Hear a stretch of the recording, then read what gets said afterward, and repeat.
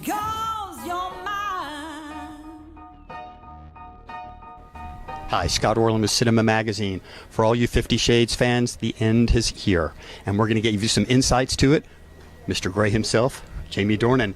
So how bittersweet is it? I mean, it's a franchise. It's been incredibly successful for you, but is there a relief that it's over and that you finally get to show everybody the last part?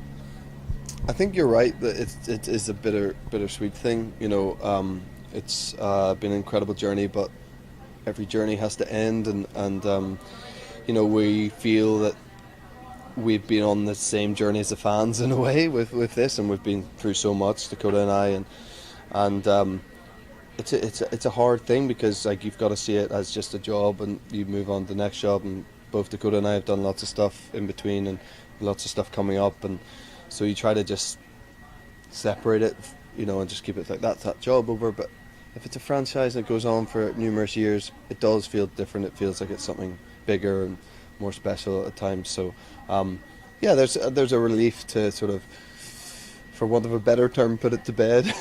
But also, you know, also it's sad because, you know, they're like family to you, these people, by the end, you know, and you know, saying goodbye to family in a way is always tough. You know, for a lot of people, they look at this, there's a titillation factor, obviously the sexual aspect, but at the core of it is really a love story. It's a relationship about two people who come from two different worlds and somehow or another find a commonality. Yes. Do you feel that sadly it gets lost, you know, that type of story, and what other people kind of want to dwell on?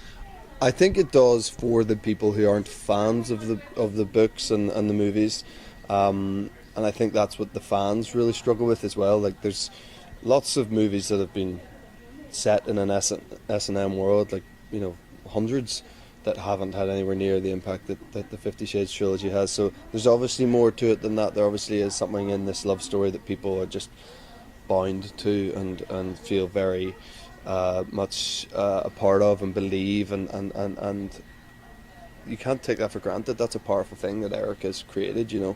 So I think the fans are very well aware that it's much more than that, but it's the people on the outside who haven't really given it enough attention or haven't bothered to sort of read it that see it as the other thing. Yeah. And, you know, last question for you. Obviously, Christian Grey lives in a very privileged world. Please God, one day you'll get to there. But what opulence does he have in his life that you are envious of? I don't think any of it. I'm a pretty simple dude. I think there's nothing, you know, as long as I've got like a, you know, nice home and a car that works and my family are happy, I don't really sort of need anything. All that stuff with the helicopter and like a fleet of cars and stuff, it's sort of unnecessary, I think. And but you know, if you had that kind of money, you'd probably do the same thing. I'd say so. You know, I'm not. It's whatever. It's fine with me, but I just don't. I've never felt that I wanted that. I'm playing him ever. I've never felt that I would want that kind of wealth.